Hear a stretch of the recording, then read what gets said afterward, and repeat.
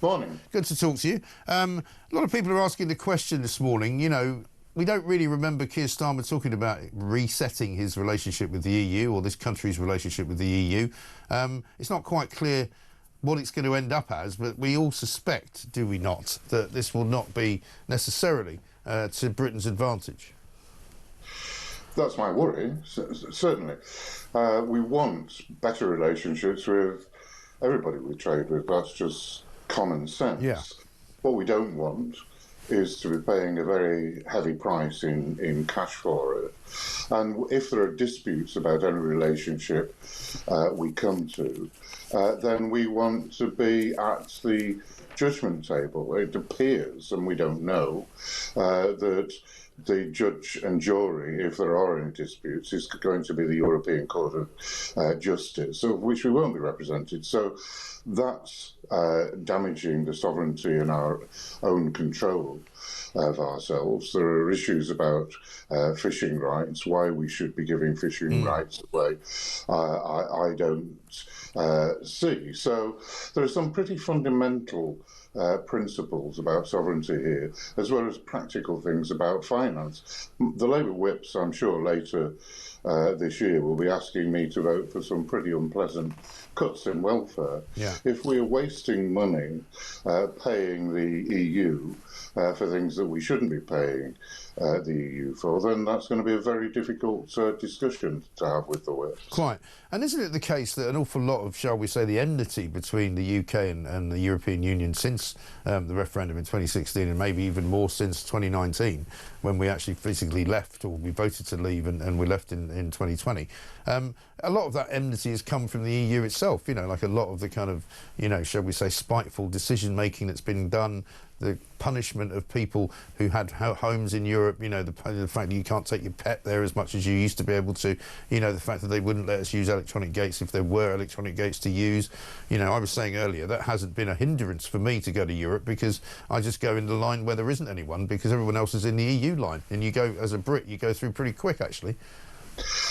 I agree with you.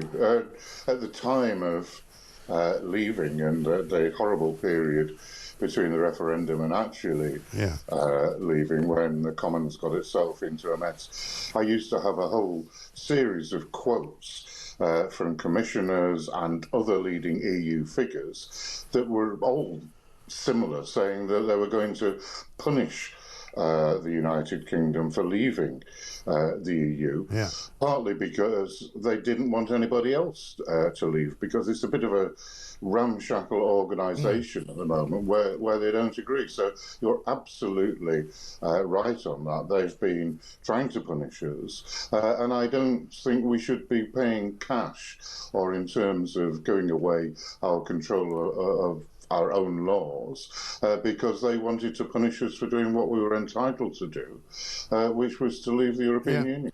And again, it feels as though we've had all these conversations. People are trying to make out that there's a much different view now of the Brexit deal that was done, because it wasn't done very well by the Tories, and we can all agree that they didn't do a very good job of leaving properly. We've still got a bit of limbo in Northern Ireland. Nobody's quite sure what goes on there, and there are things that are left sort of not particularly properly nailed down. But there's a view abroad at the moment that, fewer people now are that worried about sort of finding closer ties with the EU, because they regret or they don't like the fact that we left. I'm not sure if that's true, do you? I'm not sure. I think people have been wearied by the length of what should have been a straightforward decision. Yeah. Which was the largest democratic vote in our country's history. I think they're weary by that. But I think if the calculation by the Prime Minister and other ministers is that people don't care about these things anymore, I think they're wrong. People aren't stupid. We've had years and years and years of debating it. People understand the issues. They wish we had better relations. That's just, as I said before, sensible. But they don't want us to pay a price for the decision that they took. One of the things that isn't said very often is most of the leading figures in the cabinet actually were pro a second referendum, which I think was an unacceptable position to take. They resiled from that, they moved back from it. But this feels, I don't know what it is because I've not seen the details of the deal, this feels like a slow backdoor way of re-engaging with that process of sliding us back into the EU bit by bit. Yeah, well, there's no question, is there, that Keir Starmer certainly wanted a second referendum. He made no bones about it.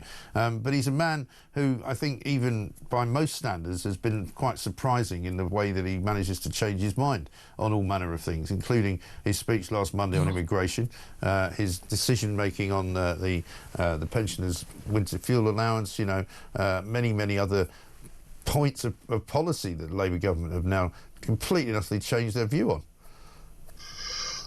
I think what you say is factually accurate. He has changed his mind on a number of issues. He stood on quite a left-wing platform when he stood to be leader of the Labour Party. He's moved considerably away from those positions, and you say, and in some changes he's made, I agree with him. I think we cannot go on allowing literally millions of people into the country net, and I think he was right to change the policy on immigration. So I think it's unfair to criticise politicians for always changing their mind.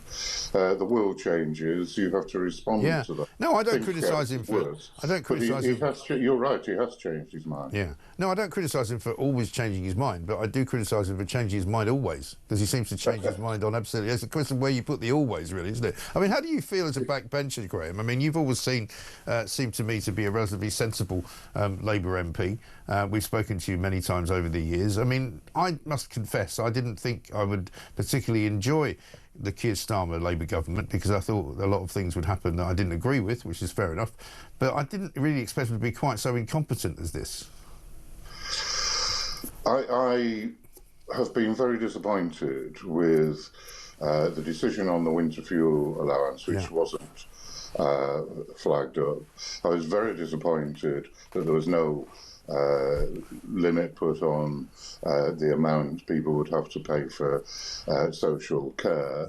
I suspect I'm going to be disappointed when the details of benefits come through. I can list a number of things. The Mauritius deal is not good. To start with, I thought they were just mistakes. I voted against my better judgment to reduce the winter fuel allowance because it was the start of a new government, and I thought they deserved some slack.